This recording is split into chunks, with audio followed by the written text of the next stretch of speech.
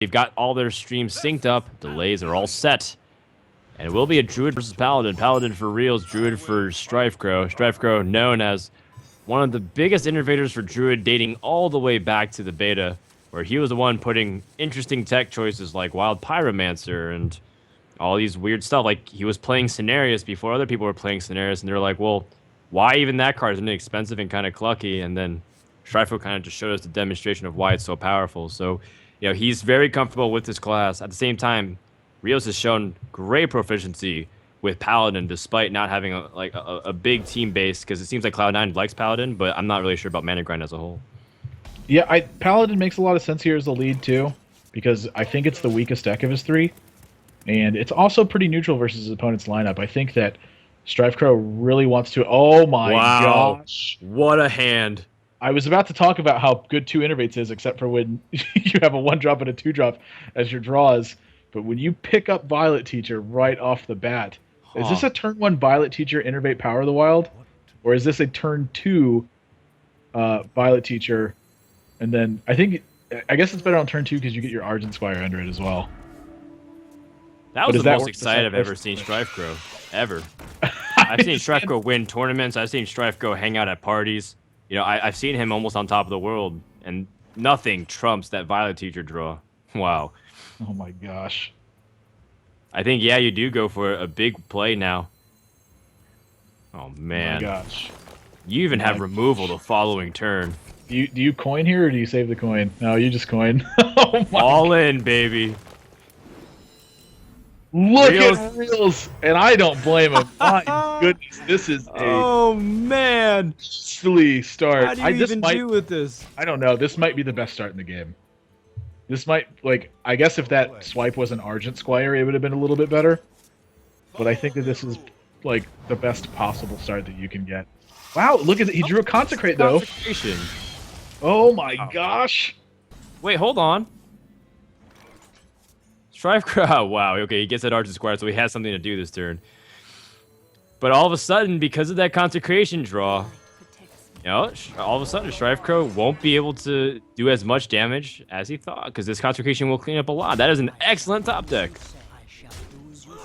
Oh, jeez. That's a lot of damage. StrifeCro really aware of how much he should be hedging his bets here, too. How much this is going to hurt, though. Divine Shield. This is going to hurt. Well, Strife goes down to 1 card. I mean, hurt doesn't even describe the painful situation of climbing back from this card deficit if you're not able to kind of close it out. It's a lot of damage on the Realz, but it's again, as you were saying, he still has a 1-3, though. The 1-3 Violet Teacher is pretty close to just as threatening. Sure. Every single spell ends up mattering, yeah. So Realz not quite out of the water yet. That certainly helps him. I think without that Consecrate, there was no way he was going to climb back into this game. All right, well, Realz has kind of at least weathered the most important part of the storm, and he does have an Acolyte that can draw some big cards. Yep. Lay on Hand's going to be pretty important in this matchup, too. If he gets to that point safely. Ooh. Oh, gosh. This has got to go into taunt mode, right? It feels like that's the most effective use for it. It's shutting off the Acolyte of Pain from drawing too many cards. It's shutting off the Haunted Creeper and the Acolyte of Pain from picking apart your board. It makes you resilient to True Silver Champion as well. Yeah. Like, he would have to go through the first one and then at least dedicate almost everything he has. There's also some consideration, I think, though, to popping the Haunted Creeper and then swiping afterwards. That's true, and you keep your Druid Claw versatile to kind of respond to whatever your opponent drops. But I think he interprets the mana curve. You kind of want to respect that a little bit more. That also. Whoa! Wow. Okay, charge mode. I mean, in the end, the True Silver Champion would be going down on the Druid Claw. Here when he does that, I wonder. Sludge Belcher off the top. That's really nice, and the Humiliate to pair with it. Wow. Realz kind of stabilizing here. Realz has really climbed back into this game. I think actually Realz just has strictly an advantage now. Okay, we'll hang on. See if StrifeCro kind of addressed us with Swipe. Can kill off Sludge Belcher and then left with 2 tokens. Yeah, he can go for a full board clear. A lot to invest. Well, it's not like this 1/3 Druid the Claw is going to be doing much else anyways. Yep. I guess it's just stuck on cleanup duty. Yeah, Realz is still fighting a little bit from behind, but he's going to find himself in a pretty nice spot, I think. His opponent just doesn't have a lot of power on the board, and he's going to start scaling into this later game. Yeah, StrifeCro needs to pick up an Ancient of Lore, Right. maybe a Power of the Wild or something to at least improve the position of it. Oh, that's a really bad draw right now. Interesting. Holy Light might be a key card to kind of survive and put himself out of range, but still. I think he wants to save that Holy Light, but he's really considering how much it matters versus Savage Roar. Yep. Okay. That's he lives through Savage Roar that way for sure. See what StrifeCro top decks? Another Harvest Golem. More of these troublesome minions that you don't want to deal with. How much do you trade in to protect your Violet Teacher? I don't think you trade anymore. You're out of spells, so I think you just keep attacking. But StrifeCro plays very differently. Okay. There's one thing that's certain: it's how much he actually keeps the board clean from his opponent. He values having all of the decision-making process extremely high.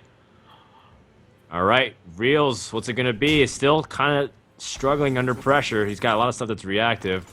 Wild Pyromancer. That's a really good draw right now. Yeah, to deal with a lot of these tokens. True Silver Champion. Tyrion. Tyrion. Not a very Black good one at the end. Oh, Ancient of Lore off the top for StrifeCro. That is really important at the moment. If there was one thing that StrifeCro could have done to... I'm trying to think of all the draws in this deck that could exist, and this has to be the best one. I don't think there's any question about it. Is he hesitating because he doesn't want to extend into equality? That's certainly what he's considering. And that's not what he wants to do, because as much as it is, equality would pick up big value, and he would not be able to kind of fight back as easily. He'd be left with a lot of tokens, but then there's even ways around it with you using Pyromancer after the equality, and then using it as cleanup twice over. Yeah, I think you gotta go for the cards, I think. I think it's almost too good to pass up. Sort of the thing that I still thought was important was how highly he valued his 1/2 Violet Teacher towards the end, because it lost him 4 points of damage, kind of going into that turn. Like, that was something that was so important, I think, and pivotal, because you're trying to make the push towards the end, so you have to fight off like all of your opponent's sort of pressure throughout the game, and it's like he hasn't gotten any extra value out of this Violet Teacher. Still kind of curious about that. But now both of these players have fantastic hands. Oh my gosh. Is this lethal? Yeah, he's got 5, 9, 10, 11, plus 5, that's 16. No. Plus 4. Yeah, he's a little bit short, but he's definitely got a crushing board position. Realz needs to find an equality. But even equality is like not that good. It's still going to leave 3 minions on your opponent's side of the board. Do you put the Keeper? I think you save the Keeper for another taunt as a way to finish the game. I don't know. This is really close. I mean, this is a big spot you can make a really easy push for the game. Oof. Well, he is reaching over for the Keeper, which would be good news for that Tyrion. But still, there's a lot of minions on the board. You get the buff from the Power of the Wild at least on the Keeper.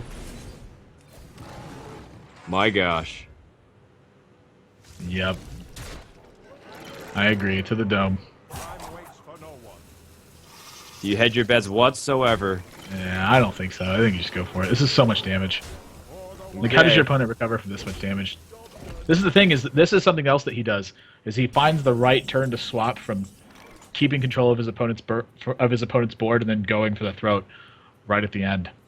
So this is something that's also very unique to StrifeCro, is switching gears at the right time to put maximum pressure on your opponent. Well, Realz draws the Harvest Golem. Yeah, it's just kind of unfortunate. He hasn't found equality. Do the top half of his deck. Just rough beats. There's no way he can survive. Tyrion is his most intimidating taunt. He does have Defender of Argus as well to put up 2 targets, but I don't think that's enough. I think Realz is calculating, is there any way you're possibly living, even if he gains 2 health from like a true silver champion? Perhaps. If he sets up double taunts.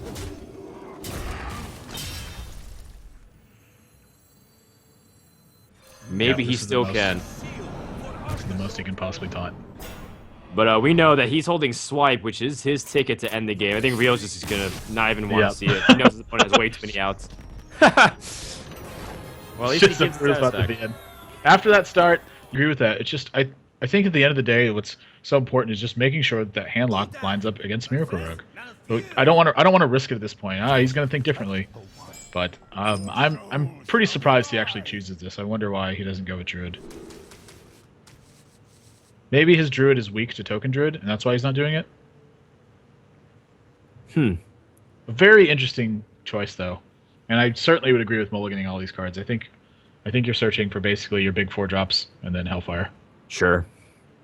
I mean, at the same time, Realz is very proficient with both of these type of decks. His handlock deck was the one that was carrying a lot of weight at DreamHack Summer, where he placed top 4. People forget about Realz' really good run, but it got stopped short off of Thought Steals with Harrison Jones and crazy, ridiculous plays against his Assassin's Blade. That game was just insanity. I remember that one as well. Thought Steal. Amaz played more Mountain Giants than Realz did that match. And Realz was the one who had Mountain Giant in his deck. Poor guy, poor guy. All right, well, StrifeCro, he does have an Innervate to start things off, and an Ancient of Lore. Now, there's an interesting question that you always kind of bring up. The use of Power of a Wild as just a straight-up minion in some matchups. And StrifeCro this time puts it down. If there's one person I would expect to use it as a 3-2, it's StrifeCro. If it's someone else we saw it not use it as a 3-2. Because StrifeCro always fights for the board. This isn't even surprising to see him do it. And this is something that's really interesting to note too, is how many different styles there are in this game and how each one of them can be successful in a different right. It's all about how they approach the game. It's like the path to victory. There's a lot of different paths, and I think that StrifeCro just tends to always favor the aggressive ones. Well, why not for good reason? One of the most successful players in Hearthstone, for sure. StrifeCro picks up Savage Roar, which could be a way to end the game early, sometimes against Handlock. Turn 5 seems to be very clearly cut for Ancient of Lore. Yeah, I agree. I imagine he's just going to play Harvest Golem here. I don't think you need do you feel like you need to preemptively deal with the Watcher, ever, as a Druid? Sometimes, yeah, but I think when you have 2 Harvest Golems, it's not that important. I think it's much better to just apply pressure, especially when you have such a strong follow-up. All right, here we go. Racking in the damage. Handlock's been tapping, and he's playing his Mountain Giant most likely the next turn. Actually... Oh, never mind. I thought he drew something else. He got a second Molten Giant, which also could be still very useful. Yeah.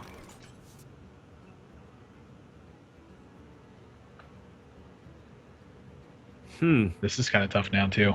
You really have to consider how much presence that Mountain Giant holds. And is it worth trading right now?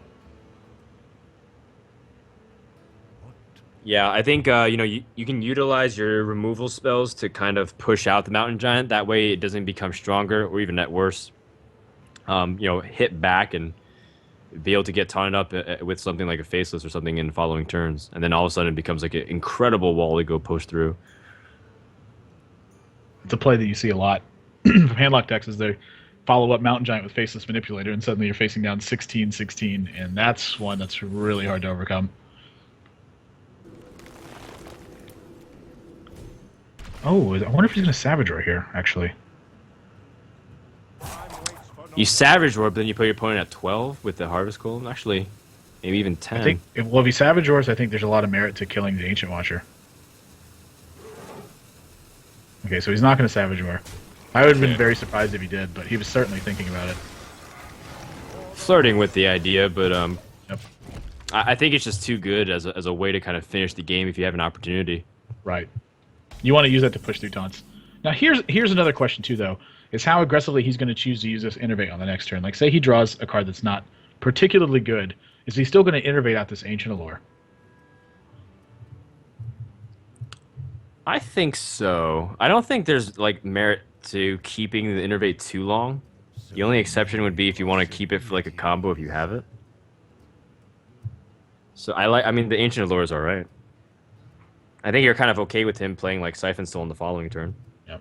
Realz's play, by the way, here. I mean, what does he do? Does he just drop a Defender of Argus and pass? This seems like such a less than exciting spot. He just has nothing to do. Does he use the coin so that he can draw an extra card? I don't think so. Oh, he's looking at Hellfire.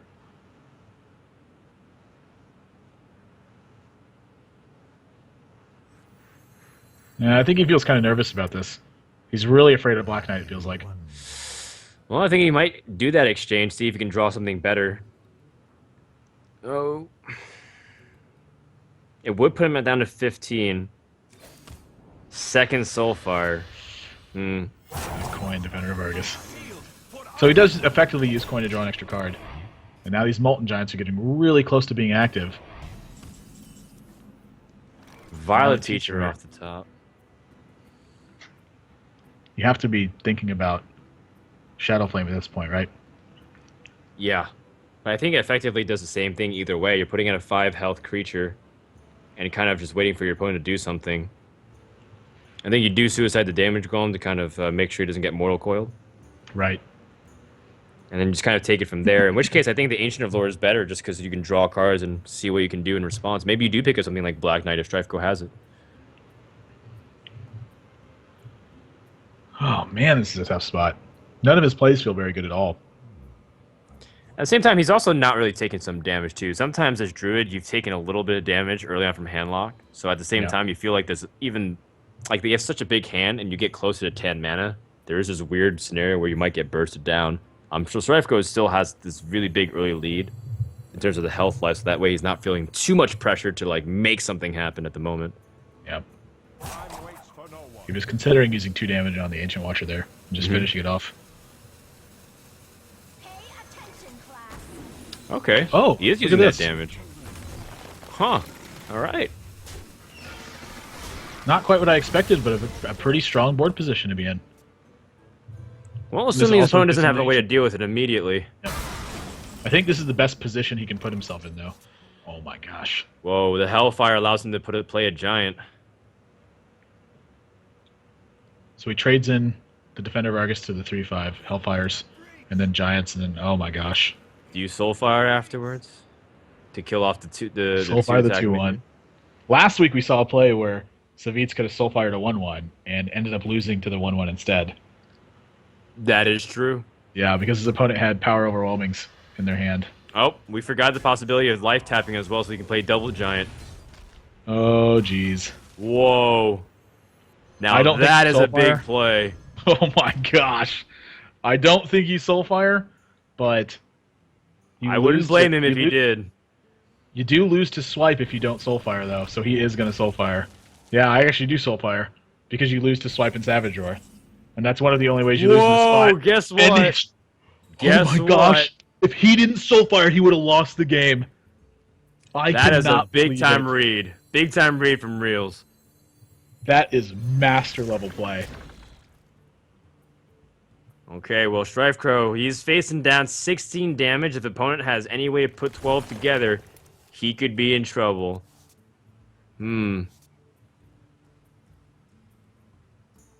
Not to mention the fact that these Giants not only can do damage, but they can be taunted up the following turn. StrifeCro might have just found himself in a swing that he can't get himself out, despite the fact that he's at 28 health, and for a long time, he was controlling the board. This is what Handlock does.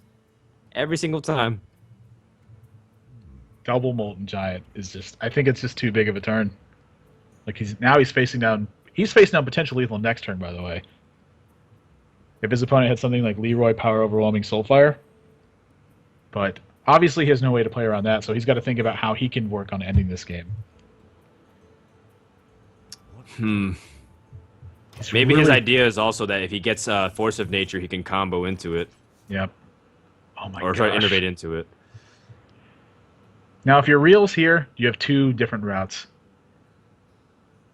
Or you have a bunch of different routes, actually, now that I'm thinking about it. How much value is there to using Siphon Soul and risking playing against the combo? It's the same as taunting up and trading and then healing up a little bit as well. I think you don't really lose too much if you just trade a little bit, heal back up. You can use it versatilely, like on your minion or on yourself. Yep. And then putting out really big walls, unless you want to play around Black Knight and you use Spellture to get it out of the way.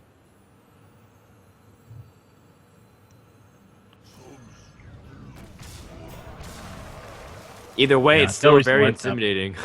Yeah, no reason to life tap here either. And he's got lethal Absolutely next turn. His opponent's got to take care of this board position. Which he can, but not to the full extent. Do you Wrath to draw? I don't think you can afford to. Maybe that's the only thing he can do, though. Maybe that's his only way to kind of find an out for him to do something with. Maybe draws Keeper or something? Maybe the Keeper. The Haunted Creeper. Yeah, I think this game is just... I guess. I think this game just swung out of control from that one turn. It was so important for Realz to Soulfire. That was actually one of the only ways he could lose, was if he didn't Soulfire. Kind of looking back again at what we just saw. We were mentioning earlier in the previous game that Druids, when they have this position where they have the early board lead, whatever they pick up, it's usually beneficial. But StrifeCro got back-to-back draws where it wasn't exactly the ones he was looking for. Ardent Squire, Haunted Creeper. Oh, if he does this, what this means is if he swipes the Belcher, it means he's relying purely on drawing Force Nature. But I think if he's got a minion down, that Force Nature is enough anyway. So this prevents him from dying to Soulfire. So he's taking everything into consideration there. When he thinks about swiping the Belcher, it's purely in the face of something like being able to draw Force of Nature and have it be lethal, but if he's got a minion on the board, it's just enough. Yeah, but this is assuming his opponent can't continue to taunt up. Realz picks up his Belcher, his second one, and he also still has a Defender of Argus to continue to add to the taunts. I don't think there's any any big incentive anymore to hold on to Defender of Argus. No. He gets to heal himself, and he gets to play another Sludge Belcher. Wow. Goodness. Devastating for StrifeCro, but I think his Druid deck has already served its purpose. Handlock can be really tough for this very reason. And, yeah. You find yourself in the Molten Giant scenarios. Yep. Being on the receiving end of Molten Giants is tough. And another Haunted Creeper is not going to do it. And there's no way to draw cards. This is just going to be game over to Realz. Realz is going to tie it up with Handlock.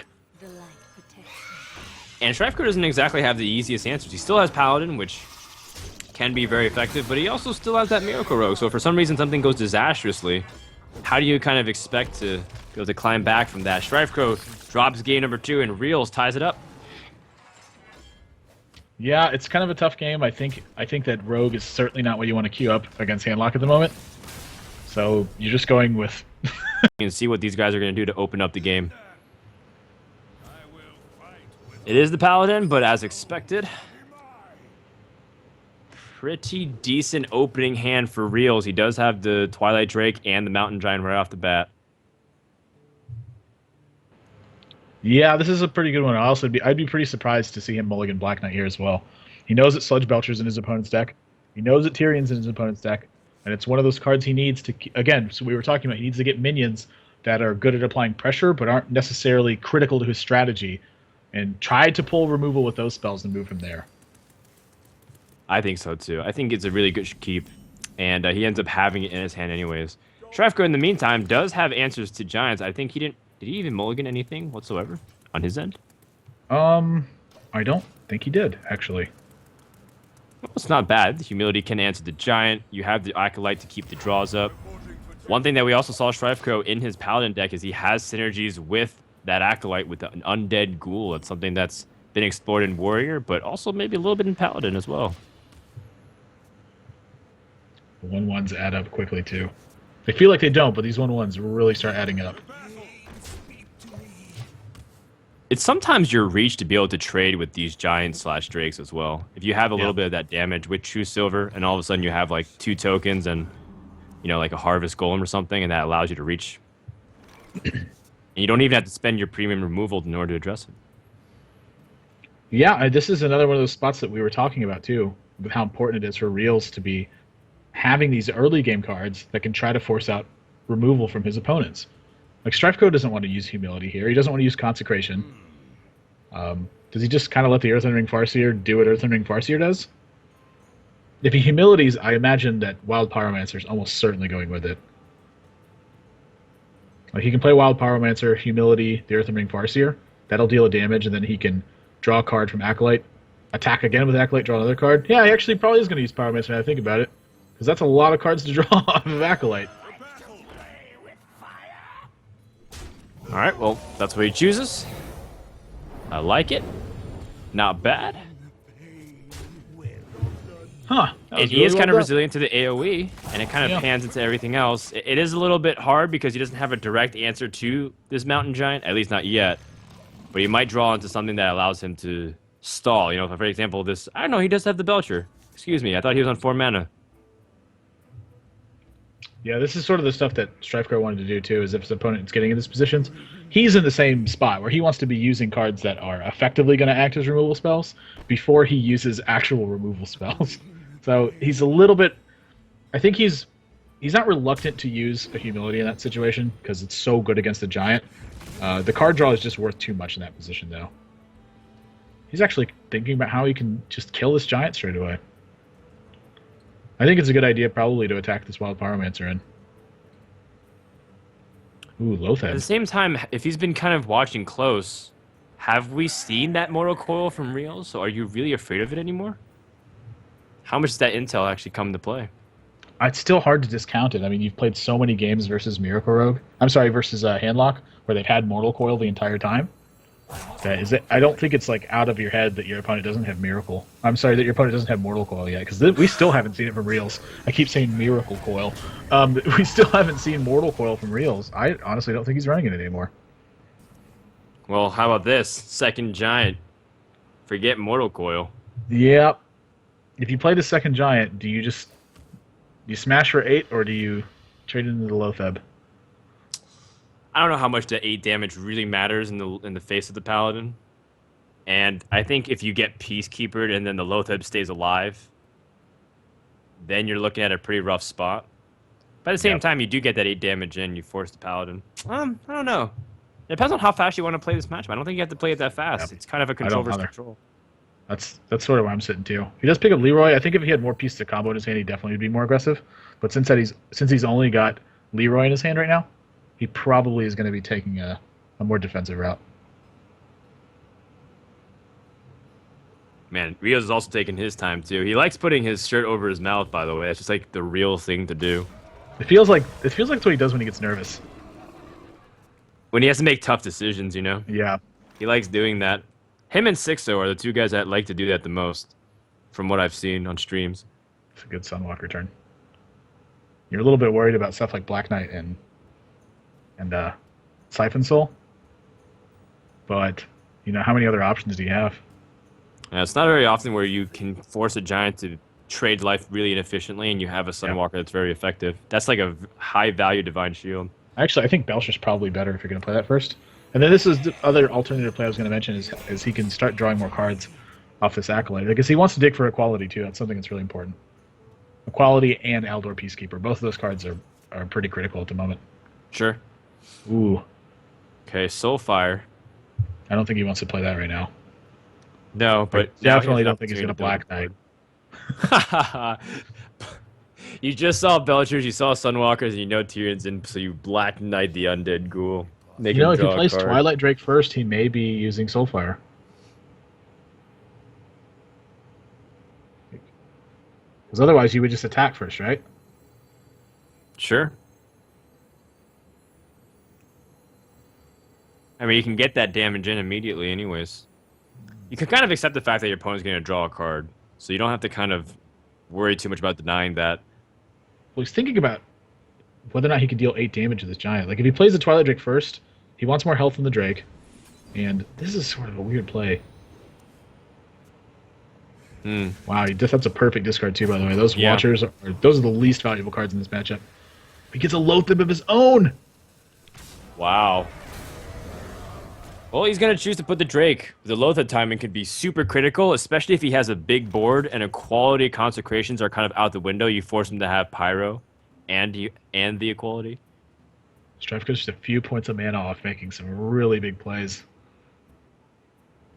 Where does he go from here, though? Like, he's got to start making something happen on the board.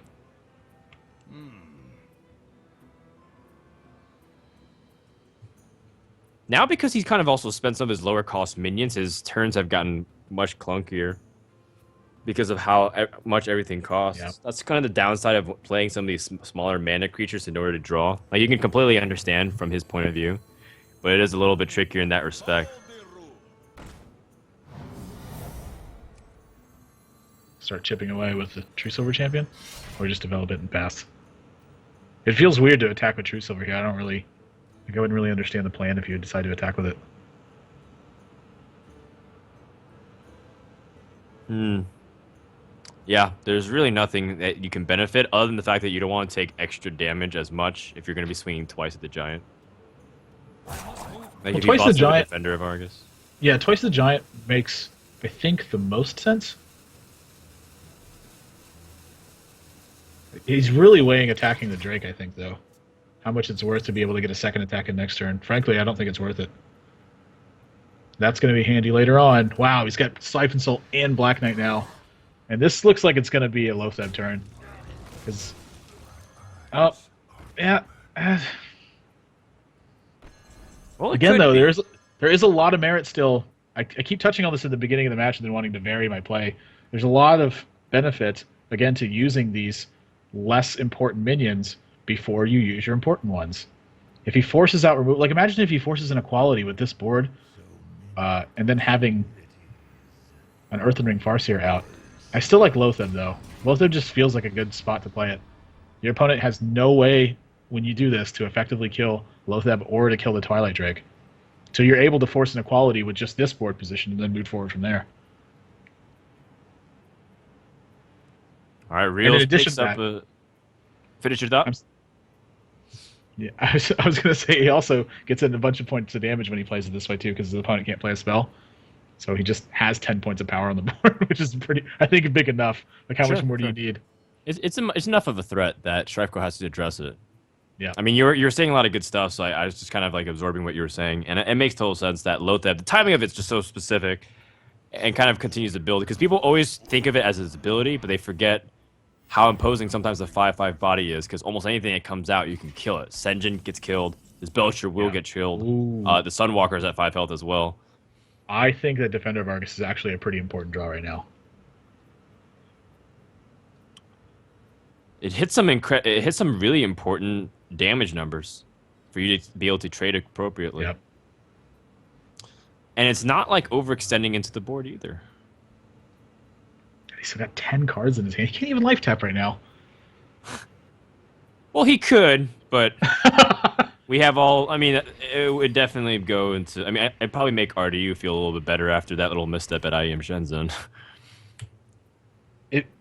If you're wondering why he wants to use Siphon Soul here instead of using Black Knight, the major reason is because he doesn't want to extend more into the board. Oh my gosh. Wow, second Siphon Soul. This is spelling big trouble, I think, for StrifeCro. He doesn't want... Anyways, Realz doesn't want to extend more into the board. It's something he's trying to avoid right now. He feels like he has enough pressure out to really put his opponent to the test. He's trying to force... Again, as I was mentioning before the match, he wants to force an equality with a relatively poor board state, and then follow up with bigger minions. But StrifeCro, unfortunately, just doesn't even have equality, so he's finding himself in bad spot after bad spot where he's trying to fend off the board with just taunts, and Realz, his hand range is allowing him to be able to really apply a lot of pressure with this board state. Not that this is a poor board state, but it's not the one that Handlock typically is going to be pressuring you with. How bad does it feel with that 5 health and the 4 damage True Silver? And you wish that like you had something like Captain Greenskin or something. Gosh. Everything is just slightly out of range. How annoying is that for StrifeCro? He could whittle it down. He does have Consecration backup plays. He has a lot of healing to stay relevant to the game. But you don't want to kind of take it unnecessarily. Yeah, this is rough. Your opponent just used a Siphon Soul, so it's like how much do you want to invest in the board, and then like how much damage do you want to take? How important is it to be using expensive spells before you use your more flexible, cheaper spells? Which ones are better? Which ones matter less? All these things are coming into an account, and frankly, it's adding up to him making defensive-looking play after defensive-looking play. Oh my Hang on. gosh! This is a card that I was saying that before the match, it could be the one impacting a lot, but I mean, Real seems to be doing fine without Alex Straza, honestly. He's doing He's very doing well, just fine. He says, "We it. got this, Alex. You can stay at home, baby." How much damage does he have on the board now? 9, 13, 14? He's got 14 damage on the board. I wouldn't be surprised to see him play a minion here, because Alex Straza is like a surprise lethal next turn. If he's going to play a minion, though, that's not the one I think he's going to play. Or not the one I thought he was going to play anyway. I don't like doing that, by the way, because I always feel like I mess with the minion swapping bugs. You know, the one, the ghosts walking and lingering around Hearthstone. I don't like doing that. I wouldn't recommend it. Yeah, no life tap with 9 cards in hand. That'd be a bad move. All right, StrifeCro top decks of Ysera. That's not a very strong draw at the moment. Still not an option to do everything he wants to. Oh gosh, I imagine this has got to be a Consecrate turn, right? Well, at least the nice thing is that this Black Knight has been used, so Sunwalker can kind of come out a little bit more effectively. The Consecration does allow him to kill Lotheb and one of these 4 attack minions. So I think Sunwalker Consecration is the play here. It's really tough, I think, to justify anything else. Like, are you getting a better Consecrate here? I just don't think you are. Not without equality, that's for sure. Yep. And he's got a second Consecrate, so it's more than able to hold one of his Consecrates for the next equality. He's still thinking about it, though. I don't really know what his other options are. Is he really considering dropping Ysera? Ysera would be a YOLO for Ysera Awakens, and I just do not like Ysera RNG. If you're looking for one specific card, I like Ysera when you're trying to fight for board state as well as card advantage. Yep. Okay, Shrike goes actually down to very few cards. Yep. He's been struggling to stay in this, and I think this is the nature of when your opponent is able to use their worst cards before they have to use their good cards. Mm-hmm. So this is looking like a Twilight Drake Siphon Soul turn. Not really null enough to do anything else. And at this point, your opponent's kind of... I feel like you're comfortable thinking that your opponent just doesn't have equality at the moment. He's had a couple of opportunities to really use it, and instead he's been using these mid-range answers that he'd like to follow up with. Yeah, he's been fighting really inefficient, card inefficient relative to what his opponent's been doing, and in this kind of control setting, it's really powerful. You can also use Defender. Yep. I guess. And again, sticking true to sort of the same game plan where he wants to use these cards that aren't as effective before he uses the more effective ones. Mm-hmm. Also, keep the Siphon Soul for the biggest threats that exist in his deck, something like Tyrion. Mm-hmm. I like how slow and how systematic it's been for Realz so far. His hand is getting... It's fun. What's weird to think is that he's applying all this pressure and his hand continues to get better instead of worse. Yeah, he's drawing closer to eventually just straight up bursting his opponent too. He has that Leroy. He's on the mana, and eventually he'll probably be tapping closer to the inevitability of finishing off his opponent. Yep. This is another tough spot for StrifeCro. I mean, how do you climb out of this? Isn't that is this another question? Is this another consecration turn? Oh, this is a painful one though. It's basically 4 mana to kill the Drake. Yeah. Guardian Kings contest and heals up, and you can use the True Silver Champion to kind of wheel down the board, but it doesn't feel great either. None of these plays are sexy in any kind of capacity. Maybe he does just have to YOLO. I mean, are you getting another... It's like he's in a turn where I feel like he can whiff and still not be in the worst shape possible. But at the same time... How much damage would his opponent be having? 6. He would be at the 18. Right. I don't know how comfortable I feel. He definitely still has to consider how much combo can affect the game right now. Yeah, I don't know how comfortable you feel popping a Sarah after that. With 18 health and staring at 6. Now he's at 27. Wow. 2 Sludge Belchers.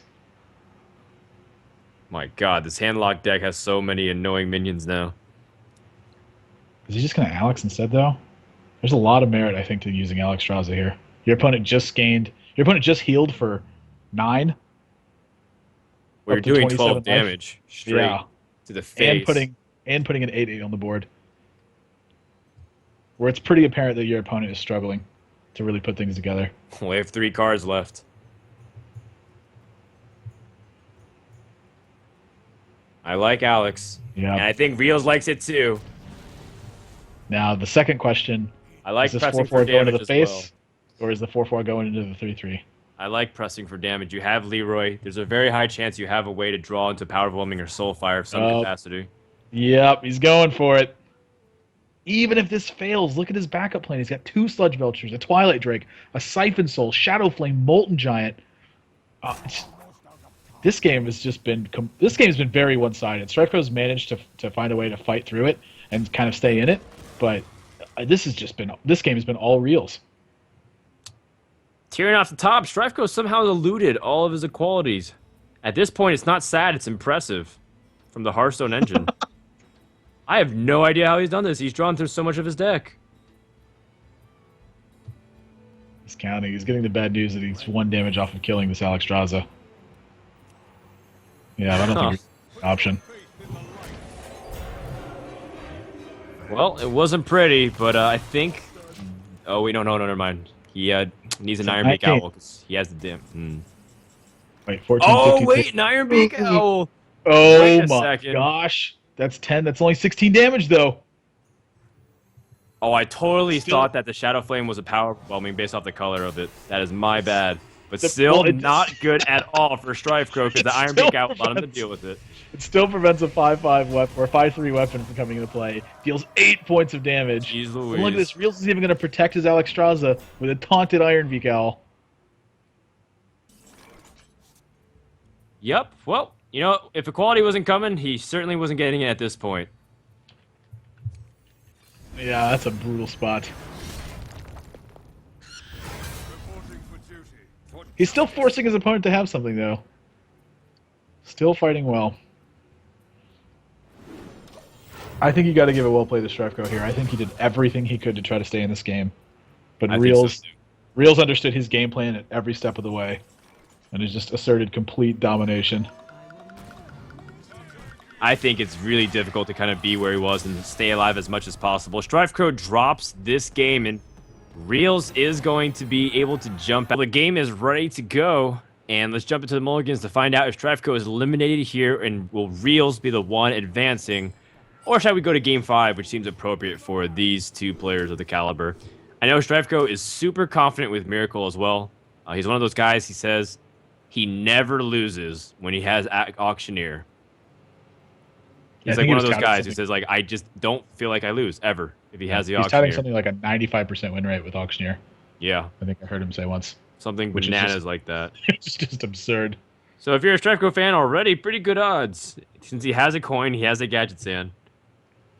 And he's really contemplating over what he should keep with the Gadget Stand.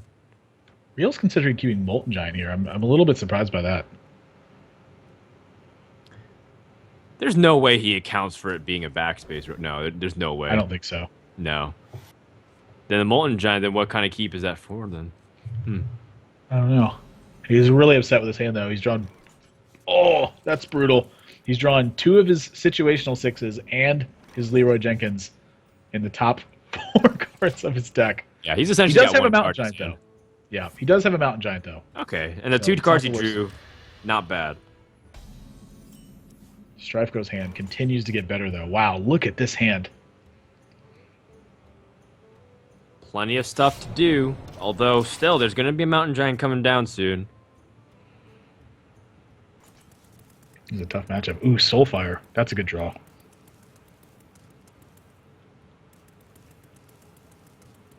Is there really that much to think about if you want to kind of line up for a turn 4 Mountain Giant, or do you want to put something out now?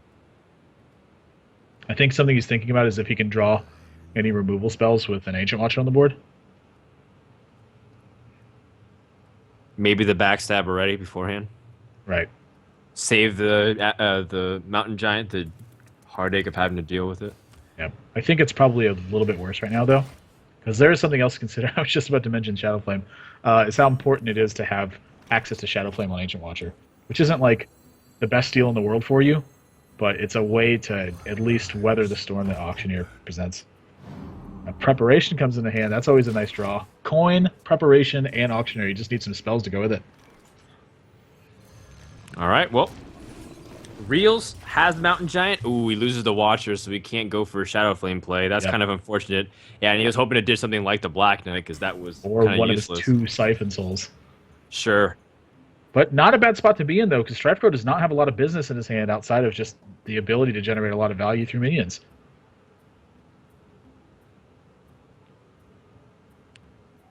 Yeah, this has turned out to be...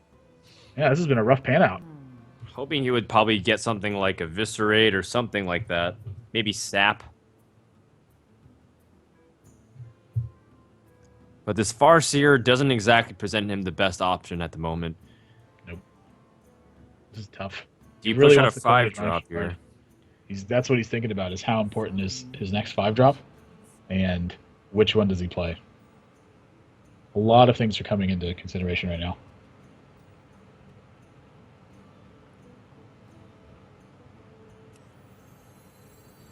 I agree with 5-drop, but I don't know which one. Lotheb. I don't know if there's any 5-mana cost or cards that usually generally come down on 5 that he's worried about, but at least you get out the strongest minion possible. Ooh. Well, look at that. 5-mana Soulfire. Ooh, oh man, if that was sequenced slightly different, what a game that would have been. I think you gotta attack Lotheb here. Yeah. You don't want to get... You don't want not happy with that one. Yeah. 1 card off of just having a brutally good turn. Oh, that's night and day. That's Giant number 2. Yeah. That's 8 more damage that StrifeCro has to compensate with. You're going to go for a Farseer play as well.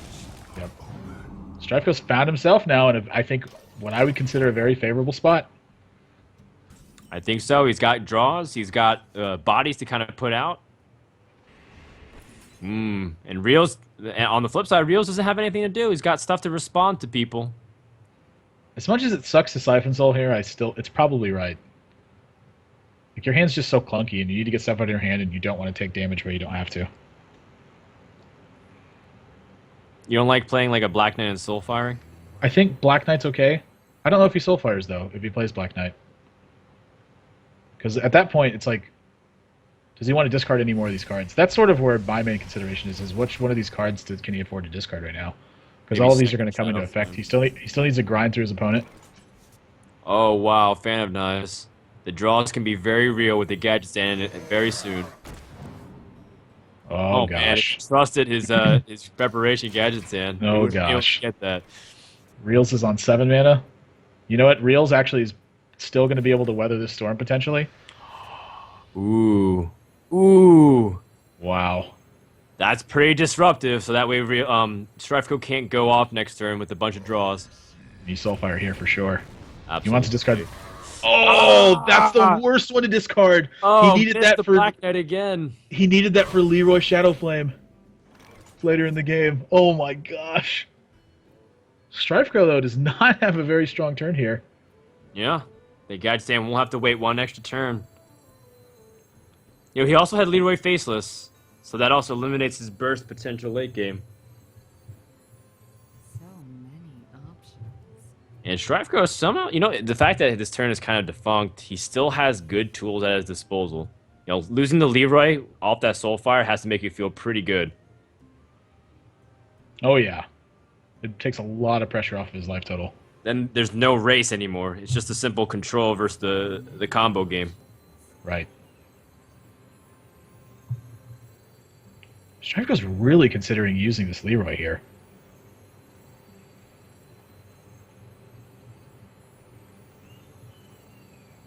Wow. This guy's tough. I sometimes I just have the hardest time tapping into StrifeCro's mindset sometimes. Okay. Yeah, it's very it's unique. That's the sort of thing though where you find these weird plays is when you just think about all these things and think about how they're going to pan out. He has so many games experience, and in every single one of these games, he considers quite literally all of his options. It's how you find the strange plays that end up paying off big dividends in the rare scenarios that you find them. Real's still in kind of tough positions back to back. You know, again, he hasn't really drawn a lot of his big threats. Still kind of looking for things like his Twilight Drakes, or even a Mountain Giant to kind of pair with everything.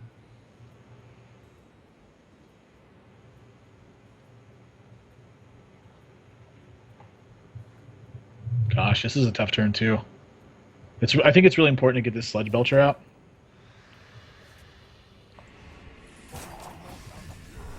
Okay, Oh. well, he's going to use the No, Siphon it's Soul not. instead. Play a little bit more passive, put pressure back on his opponent. I think he doesn't want to lose too much. All right, well, Gadget Sand's coming out, and he has a backstab, Yeah. so let the chains begin. Yakety sax, I feel like, is also appropriate here. I don't even think he's going to use preparation this turn, which No. would be very weird. I guess you know what he can do is see what he draws off his conceal, and then he's going. I imagine he's going to use Eviscerate here. There's also a lot. And Fan of Knives. Can Yeah, I also think he kinda wants fit to. in there. Yeah, he's going to preparation the Fan of Knives. I think. I think you don't want to miss the ability to draw. Yep. This is 3 because- cards. This is really important. Oh my gosh, he has 2 conceals. Wow. StrifeCro plays 2 conceals. I didn't know that. All right. And since he's your Shiv, he's going to use Shiv instead, of course. And Cold Bloods. Wow. Well, you know, I guess he's got backup Gadget Sand, second string. Backup Gadgets and Conceal. The backup Gadgets and Conceal. For the times where the first Gadget Sand Conceal goes wrong. For those very fringe cases, Realz does have an answer. He's got Shadow Flame. He picked up his Twilight Drake. And boy, does that suck. Yeah. You're using one of your threats. He's going to get the bad news. I mean, he's able to clear out the Gadgets and Auctioneer here, but this is not like a play you're thrilled about. This is just because it's not even just like a 2-for-1. Like, Gadget Sand's already drawn, like, what is it, 5 cards now? Oh my gosh. This is just brutal. Yep. Well, Realz, I think he's about to discover what the second Gadget Sand can do. You know, StrifeCro, he's still looking to pick up things like his second Shadow Step, but by all means, he's got good damage in his hand so far with that Cold Blood and Shadow Step. That's 16, plus the 3 in hand, 19. If you can keep the Pain Train going with things like his Gadget Sand. And Round as I 2. said, that's lethal for the following turn. Oh my gosh, Shadow Step. This is so much damage he has assembled now. And Realz, can he kill the board again? So he has 10 mana, right? Yeah, so he can kill the board Go for again. Shadow Flame, number 2. Black Knight finally has a use. StrifeCro's just got lethal after that. 18, 22. StrifeCro's got 25 points of damage, even after his double concealed Auctioneers And have a been sap. cleared. Are you kidding me? Why not? And that's exactly what he wanted. And you know what? Realz is going to be down to his last deck. I believe it's the Druid one, correct? Which means he's going to have to fight a very difficult battle. He needed this handlock to end the game. And now StrifeCro is going to be the one on Miracle. And the fact that Realz let this deck live past the veto process might end up biting him in the butt. We're going to game number 5. I mean, this is the sort of spot you get in when you choose. None of this, man. Game number 5 between Realz and StrifeCro. One person will face tides in the last series of the day. And the loser will be in top 6 along with Reynad. Yep.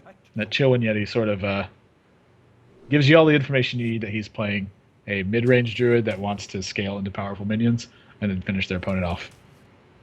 Yeah, you get that Innervate out. It can spell disaster for the rogue if you're able to continue to put pressure. Turn 1 Yeti is very difficult to deal with as a Miracle Rogue. StrifeCro's actually who's considering keeping Conceal. That's sort of really strange to me. And Realz picks up a wild growth, too. Realz has got a pretty strong hand to fight this matchup now.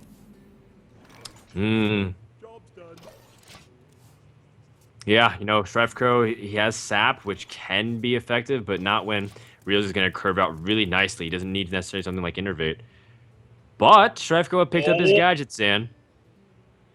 Wow. Right away. And this is the spot where he finds what he claims, or at least I believe he claimed, was a 95% win rate. Which, after watching him play, that wouldn't even surprise me. He played that Miracle game, I think, pretty close to flawlessly. Wild growth coming out for Realz, but we knew that was coming because he's able to curve out very nicely with the Yetis and even the Drake afterwards. StrifeCro picks up a Shiv.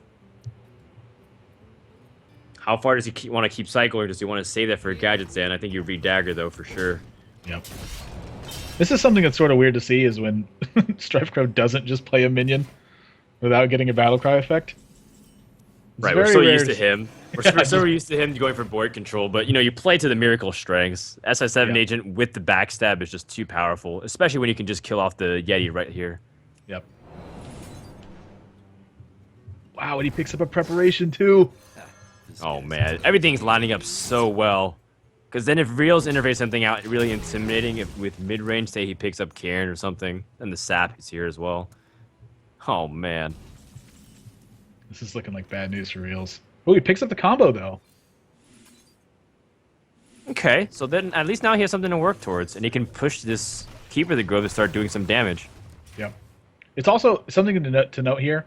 He made a very interesting play by not choosing to deal 1 damage with Wrath and then Keeper the 3/3.